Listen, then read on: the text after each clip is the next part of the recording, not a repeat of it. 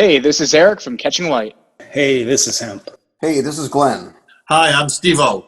Hey, this is Drew Hines with Hindsight Imagery. This is Matt Callahan at Digimatty Photographic Services. Hey, this is Jason, and welcome to Tales from the Pit.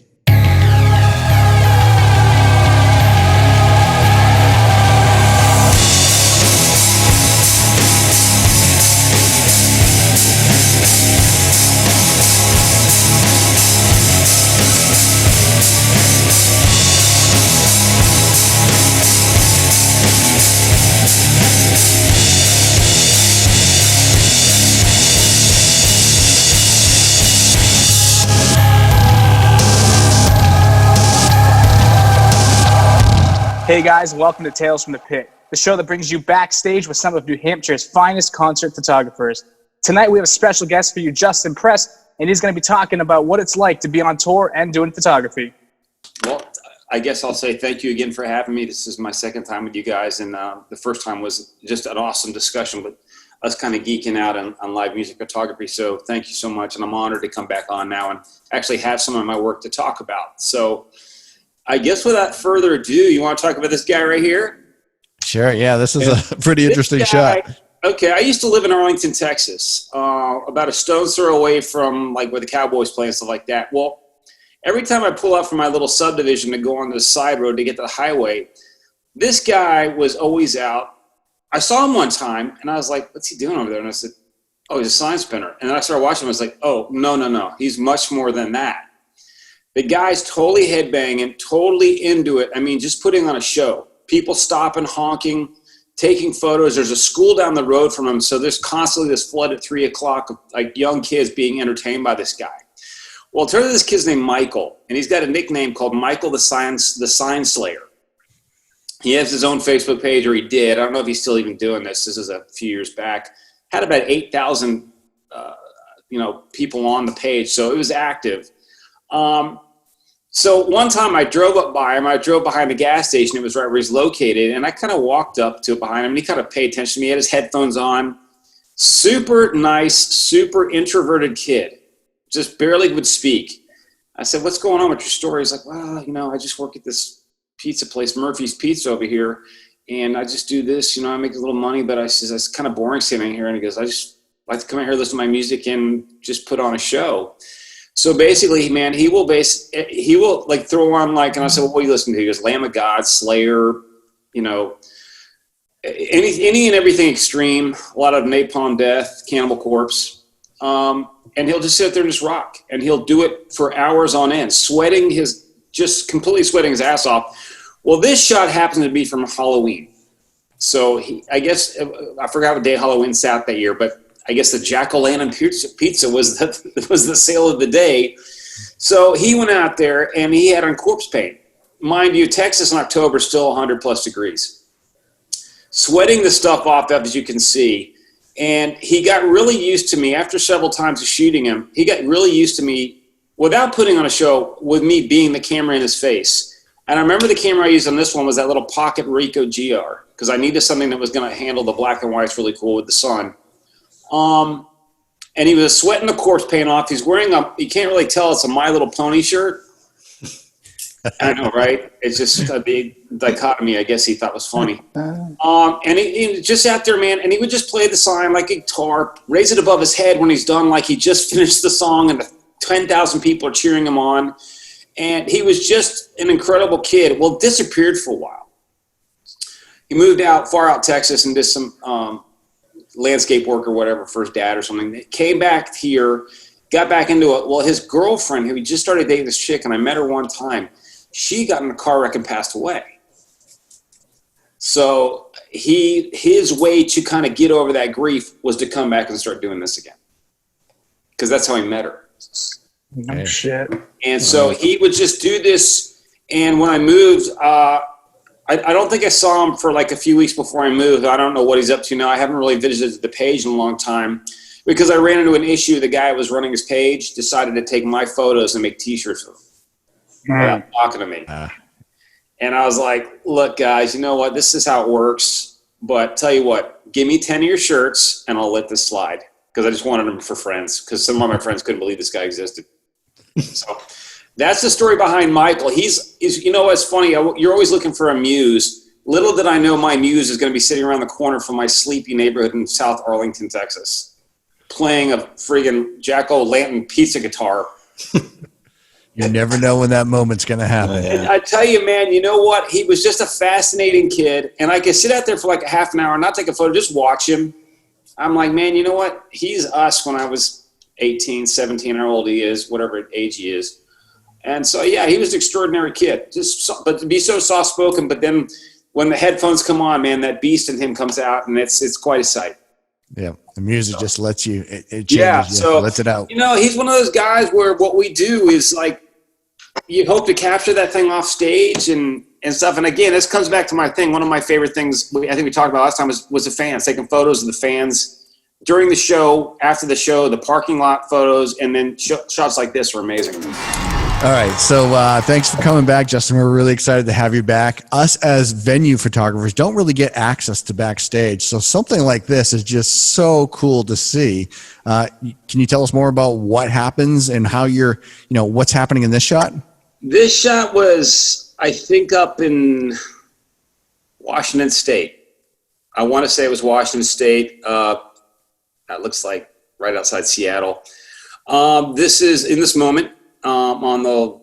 This is going to be either fall tour or maybe the end of the summer tour. Yeah, probably early fall tour. It wasn't a winter one.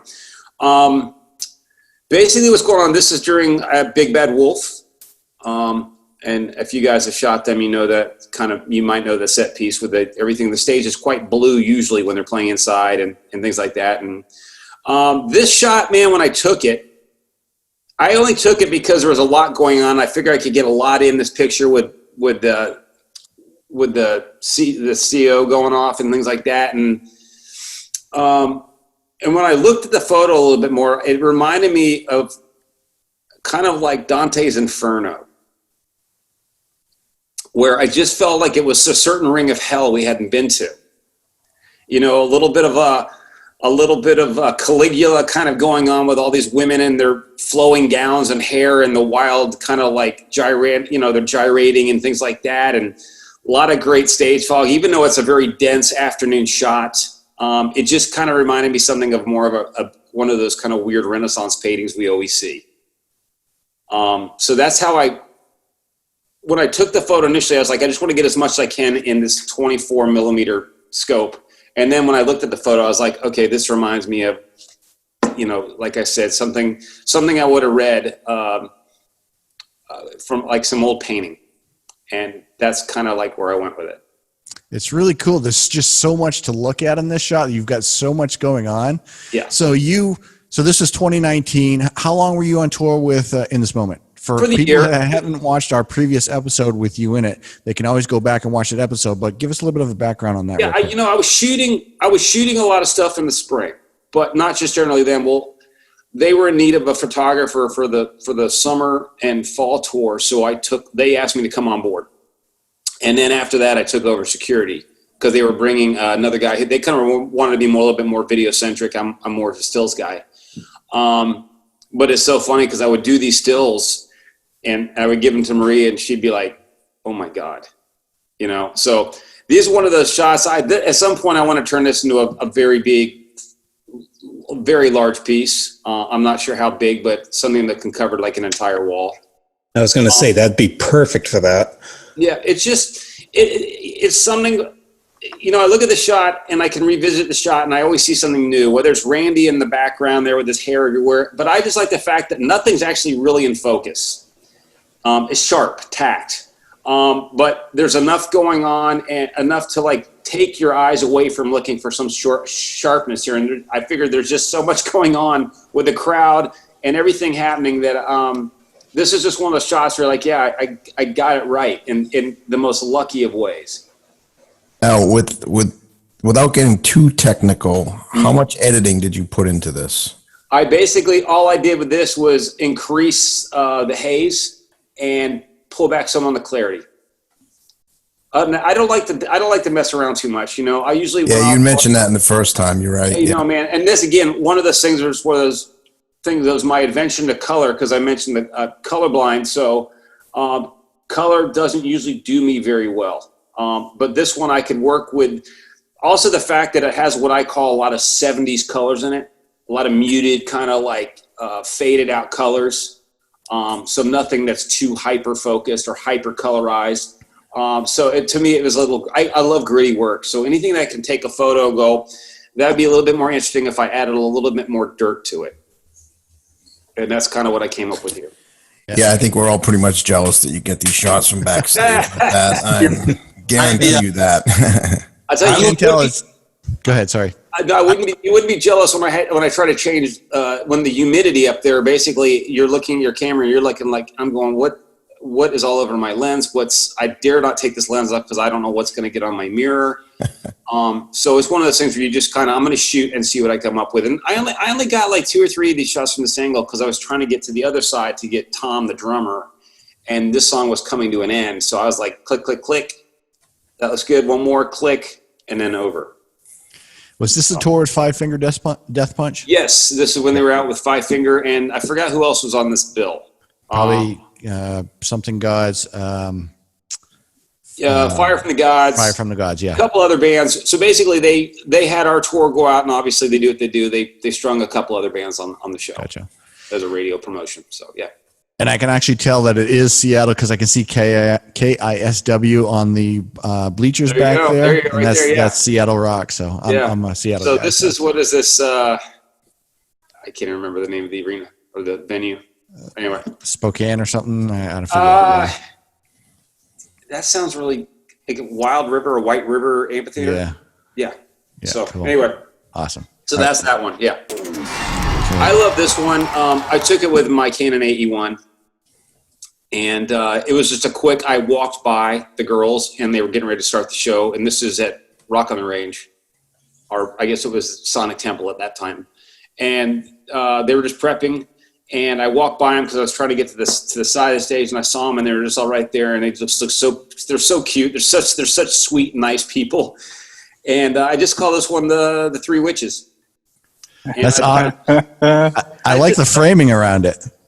Yeah, man. Just took a plate, just a wet plate, and put it around it. But it was just one of those ones where it's like, you know what, I'm going to try. I'll take a film camera. I'll get off, I think maybe got 6 shots on that whole roll. And this was one of the shots, and I was like, I love it. Nothing's in focus again. It's total, the things is I can look at this picture in 10 years and it just makes me smile because the girls are super sweet and they're nice. And the idea that they got in their blonde extensions and their black capes and they're supposed to be evil and they're just all happy, chippy. I don't even know what they're talking about.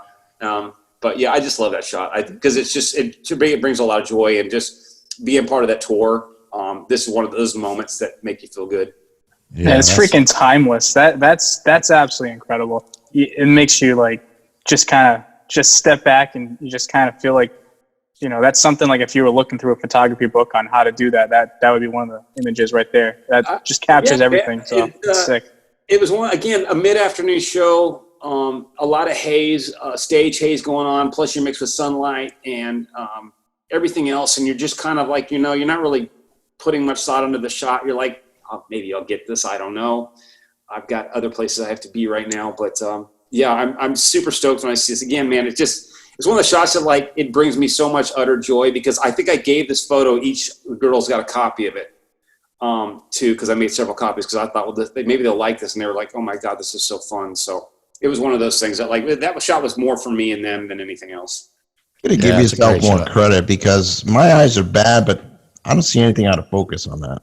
It's, obviously, I'd like to be a little bit sharper, a little bit more micro contrast, but man, those little Canon, that 51.8 isn't going to get you surgery.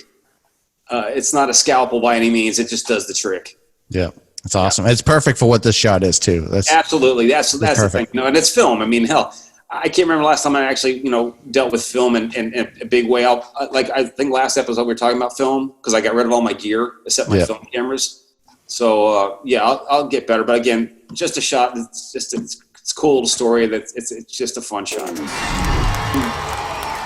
For that, this is on Shiprock last year. Maria came on and did a solo act. This is backstage after the show. A couple of the people we handed out some of their set list to.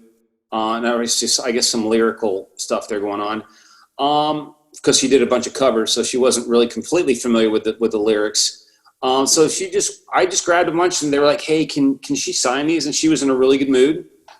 You know, boyfriend was there, and she was having some drinks, and she's like, "Absolutely, I'll sign these." So I was like, you know, this is a great moment, fun for her, easy. You know, there's no commitments other than this, and she just signed away. And I thought, you know, I'm gonna take a photo of this. And the only camera I had on that cruise was that Leica Q2, that 28, and it did everything I wanted it to do. Yeah, and I love her hair. I love the little contrast in her hair.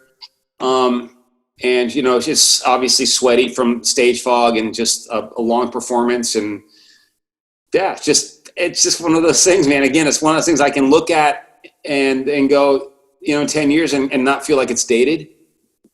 It's just it's going to last for a long time. In the right place at the right time. Yeah. 1,000%. And, you know, and usually she's usually very guarded about shots like that, but she wasn't. She trusts me enough to take the shot. And, you know, I always with these artists, I say, "Hey, what do you think?" "Yeah, cool. Go with it." And I would never go against, and, you know, create any bad faith or like have them, because once you create a trust issue, it's really hard to shoot. Yeah.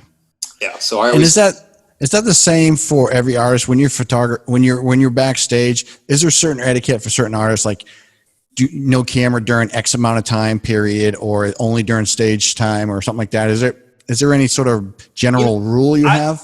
I carry a camera, and I always ask, but there's times when stuff are going on and you take the photo, and then later on they'll kind of go up and, "Hey, can I get that shot? Can I see that shot?" You know, whether it was just a bunch of them, like a lot of times you'll see artists in their backstage and their friends laughing. I want to capture that moment for them. I really generally don't do that stuff for mass consumption. It's like, man, maybe they dig this photo. This is a great moment. This is having fun with your friends on the road that have come to see you that night. Yeah, I'm sure stuff like that later on down the road when you're past this time and you want to look back and reflect on that stuff. These will be my favorite shots. They'll be my favorite, because quite honestly, man, as a live photographer, like in the pit, from the crowd, whatever, I'm decent. I can get the job done. You guys, I'm sure, could probably walk circles around me and a lot of that stuff. But these shots, they're not perfect, but you know what? They can just capture something, and that's what music and music photography is, means just capturing that moment. Because, I mean, do you think Jim Marshall would want to redo that Johnny Cash photo? Fuck no, never. He hit it perfect. It's out of focus, but you know he's flipping you off. It's perfect. It captures the energy and attitude. Yeah. So, and this is one of the things where it's like, this is like 1 a.m. in the morning. Everyone's a little sauced up, just happy to be on a boat. You know, set was good, really receptive. She's in a good mood. Take the photo. I'm sorry, Eric. The good thing about your job is you're not going to be thrown out where we might be. Well, again, it's not. I don't think it's about that.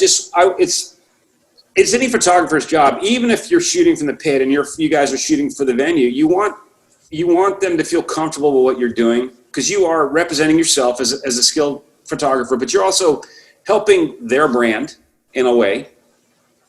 And you know, you want to create a certain relationship. It's unspoken relationship between yourself, the camera, and the artist, the subject.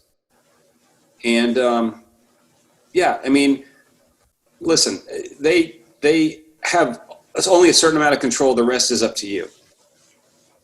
And It's how you capture it and how you want to deliver it. And that's why a lot of times too is what I've learned with a lot of these artists is they love black and white because it takes away a lot of the, blemishes they might have, they feel themselves. Because a lot of them, obviously, you guys know, are very insecure. Because they feel like they're always under a microscope. Because they're the performer, they're the star, they're always under the spotlight. You know, so switching to black and white takes a lot of guesswork out for them. You know? So, because they're fans of music too, and they've always appreciated old black and white films they see, like pictures they see along the way too. So, yeah, I definitely see. I think your style is very, very tight with this black and white. I really, really, really admire your black and white photos. I think they're really, really well done. Well, thank you. I tell you, this shot though, I mean, at some point you do have to. It's just a tool, but sometimes you have to thank your tools, and I can't think of a better camera for me during these shots than that Leica. That's a good angle too. That's so unique. It looks like you're 8 feet tall shooting over her head. Well, yeah, I was just, I'm 6'4", so I think I was just up on my toes, and she was just leaning over, so it makes me look a little taller. But yeah, it got a lot, and I just like the fact that, like, you know, you got her boyfriend Joe with the cup in his hand and the other mirror over there, and things like that. So, you know how I learned to really do this is that I used to do PR for the Rockettes, and there's stage mirrors everywhere. So you go to the shows, and the girls are always working between sets in these old school cabinets, like the dressing push, like the little road cases, and they're all mirrors. I learned how to basically take reflective shots. Awesome. Yeah, it was great. Some of those shots I'll have to dig up because those are some awesome shots, man. It's so funny. I've got one of the girls dressed up, you know, where they do the marching little, whatever, the little marching guys, like the wooden Christmas soldiers. Yep. The Nutcracker. Nutcracker, there you go. So they're all dressed up like that. And you're like, on stage, they're happy, they're smiles. When they're backstage, man, it is a somber mood, man. Because those girls work their ass off. They're hurt. They're sick. They're tired. A lot of they're pressure, bored of doing the same thing, but they got to put a smile on. But when they come backstage, man, it's like you see that happy face and it's just a frown. Just like actually a couple of things I just wanted to bring up on this. One of the things that I think that this does so well from a fan's perspective is you really bring a human element to a performer, whereas there's kind of this is something that people don't see on a regular basis. You're so used to seeing the flashy lights, people putting on a performance. And this really just shows like, hey, they're performers and they're here to entertain you, but they're also at the end of the day, real people.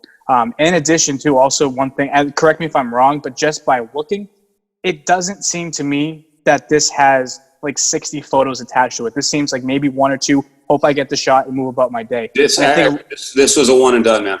I like, as much as I know Maria and I've done work for her, I know her boundaries and I want to respect those. And I mean, off stage, she's very quiet, very shy. And I tend to be, it's just going to sound so weird. I'm kind of an introverted guy, so I just kind of know when to back off. Mm-hmm. And I think this was one shot and I was out. Yeah, and I think that might be something a lot of us as photographers kind of get in that habit of being a little trigger happy, especially when you're shooting from the pit or front of house. You kind of just, you take hundreds and hundreds of photos. But yeah, this has a very natural, candid element to it. Yeah, thank you. Yeah. And what it was, and if I told you what I shot this with, you guys would not, wouldn't believe. I shot this with one of those the Sony RX100. Oh, I sent to you, Jason. Yeah, I was gonna say I think I had that camera. Little thing. I was just happened to be in the front row as I bought my ticket. It was a front row seat. Stood up on the seat when Tom's talking. This is right before War Ensemble, where he gives his little spiel before he goes into it. And he was just kind of kept looking in my direction. I think every song he kind of works. I'm going to work the room on this song. I'm going to work this side of the room before I go into this song. And then he kind of kept going over here. And it was one of those ones. I just took it. I caught a little part of the microphone, his face and everything, and a little bit in focus. The light worked for me. All I did with this one, man, was basically just throw it into just a grungy one layer, and created this kind of like tin type effect here. But what strikes me about that is his eyes. They look like some sort of vampire. He almost looks like a god. White beard. The big white beard. His white beard was the greatest reflecting dish I've ever used. Because it's very thick. I mean, a stringy white beard would go right through, but that thing like bounced right off. I was like, he just framed his face with this light. This is amazing. That freaking beard. Yeah, that's awesome. I mean, this is like a Thor shot, a god of thunder or whatever. This is a god. He is a god for sure, but it was no just doubt. Scissors, man. It was like I got real lucky. You can even see like just the little shininess of his pleather pants, And again, he's a real still guy. He doesn't really move much when he's talking, so you're not going to get too much blur with him. He's going to basically hold that pose for the entire amount of time he's saying something. But it was one of those ones where I knew his cadence enough on this. He's got this rehearsed, this spiel before War Ensemble. I know the cadence. I know when he's going to pause, and he just happened to pause and look at me at the same time. I couldn't have taken that photo if I tried 100 other times. Just one of the ones that got lucky. That's why I was going through stuff. I was like, that's the shot. That's again one of the shots I feel really lucky to, and I'm stoked to have. But there was no skill set behind this one. It was just basically just go. Yeah, We it's mentioned that in past shows to know your artist and what they're going to do next. Yeah. Yeah, absolutely. I mean, you guys all know, you guys have shot probably artists multiple times and you guys know the cues. And that's such a home, it's like a home field advantage when you're shooting to know exactly what's coming when. Yeah. And yeah, you can create some really great art out of it, or you can get a little playful with it. And this one just happened to be, again, just real lucky. Yeah, and really good. Putting the plate on that it adds that. I don't know. It just adds that element to it. It's just like, heroic or godlike. I don't know. He's very. This is more Odin than Thor. This is Thor's father. So that's what I was trying to go for, but I couldn't get it out. No, dude. Like the long hair and like the beard and everything. Like he looks like a wise man that just told you your life is going to end tomorrow. Right. Yeah. That's some bad news for you. Awesome, man. Awesome. Yeah. Hey, Justin, I just want to ask real quick. Do you, so we're looking at all, we do the same thing with our own images. We're all pulling them up on the computer and everything like that. Do you have any of these in physical print at all? Do you print any of your photos? Yeah. They're all in the back, my back laundry room, all framed. Ooh. Can we see some? Do what? Can we see some of them? You want to see one of them blown up? Can I go Go back? for it. Go for it. Yeah, go ahead. Back. Otherwise, I'd have to open a lot of boxes. I'll bring some that are out. Goddamn reflection. Oh, that is so kind cool. of hard. Yeah. So basically, this is just a 24 by 36 frame. Oh, that's I good. did this one. What I'm going to do with them is that I'm going to kind of follow Rob Fenn's lead, where basically he auctions off like a print, and then basically donates some money to animal rescue. That's awesome. So I'm just going to do that. I was like, well, I could sell those, but I didn't want to sign away pictures of something I got paid to shoot anyway. Right. Yeah. So I'd rather just donate the money. But if you want to, we can go to that photo. I can talk about it real quick. I don't want to make this an in this moment photo history, but it does need a little bit of explaining probably. This one's in Amsterdam at the Heineken Hall. I don't know if it's still called the Heineken Hall, but anyway.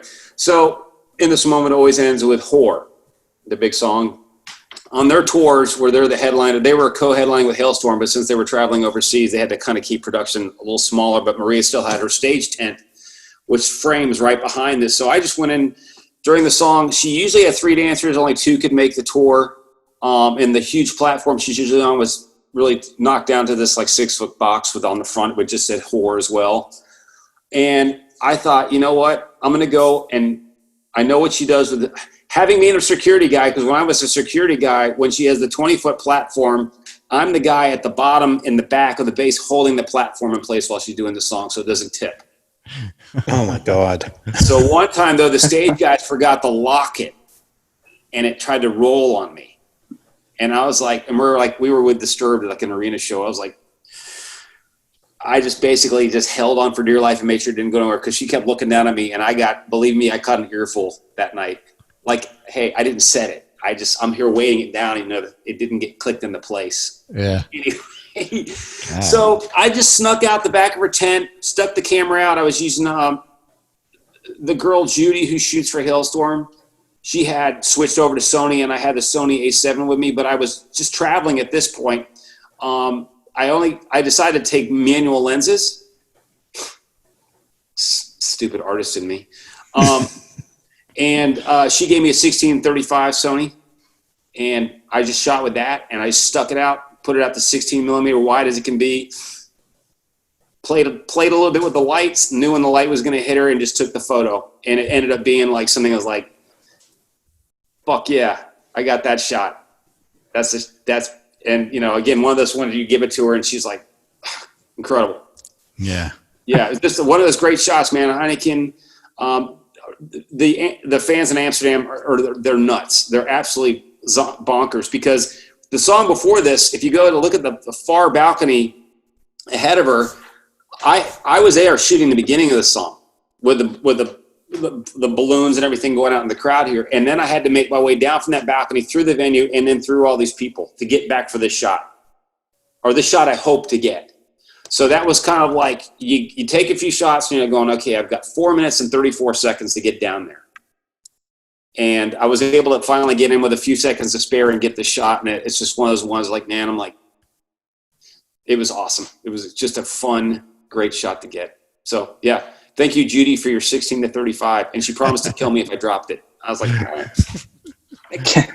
You know what's cool about your photos? You have some really good stories behind them that we particularly will never get to share or even do for that matter. So that's really cool. The story behind it. Listen, that's part of, it's great to have access to have these unique angles, I guess you could say. But yeah, having a little story that goes with it because, man, and hell, even if you shoot from the pit, you still got a story or three about how you got said shot. You had, because do we all just kind of like want to faint when we walk up to the photo pit and there's like 35 guys in there and you're like going, oh my God, how am I going to get this?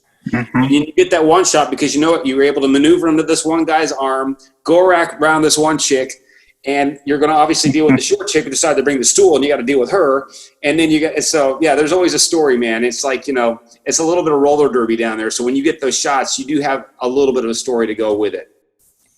It's just so cool to be able to see it as their perspective. It's such a great, clean shot. Yeah, and you kind of go, and I'm always like, how do you guys I've done public speaking for big crowds and stuff like that, but I'm like, how do you not, they say, look, they just find that one area in the venue and that's where they focus. And it takes the idea off that 14,000 other people are looking at them. Yeah. Because they do. They're all super, this band especially, they're all super quiet. They are not a party band. They are very quiet people. They go about their business and then basically they just relax. So. Such a great shot. So speaking of artist perspective, we didn't even talk about the fact that look down on the bottom left there at that photographer right there in the pit. Perfectly highlighted.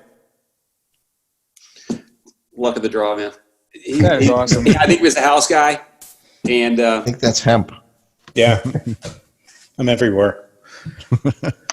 So I like the chick that's like right behind him with her bandana in her hair. Yeah. Yeah, there's that's definitely when you can start looking at little like people in here and stuff like that and going, oh, what's that person doing or whatever. So, but yeah, so that's that story of that shot. And it's the funny thing is it's just shot and exposed just right that you could say this is any venue. Exactly. Yeah, absolutely. I mean, how many like Midwestern arenas that are like this? Old war memorials or things like that. But this is just a really stylized venue in Amsterdam. Yep, it's beautiful. Yeah. Beautiful. Justin, are there parts of the stage they tell you to stay away from? No, she was always like, because she's big on like getting the shot, and she realizes that getting the shot means she's like, get in my face. I don't care. Just don't. If you know my path, walk backwards with my path. Just kind of mirror me. Things like that. Yeah, she always wanted the shot. She was never one of those ones that would interfere with what you were trying to do because she was always for her. Now I'm really envious. Yeah, you've got that personal one-on-one with these people that, you know, not too many people get.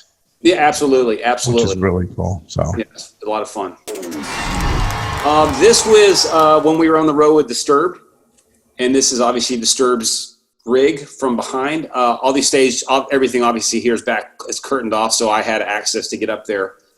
I can't for the life of me find the same shot though with flames because it reminded me of the inside cover of Kiss Alive 2.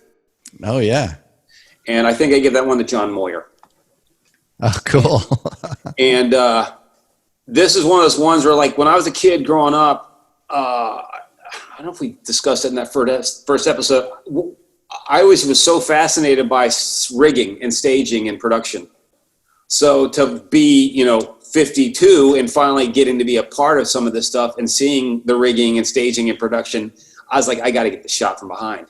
And then obviously you have like the full arena and it's just one of those shots, just like this fascinated me from like that architectural kind of like mind that sometimes works with photographers, especially if you're a landscape shooter or architecture or even structures. It's just one of those things like, man, look at all those fucking moving parts and they've all got to work in unison. And God bless you if a motor goes out.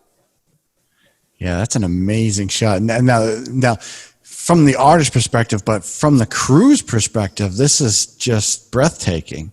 Well, dude, because they're like, and it's so funny. They were so by a weekend, they obviously can afford to have the best of the best as far as the professional crew.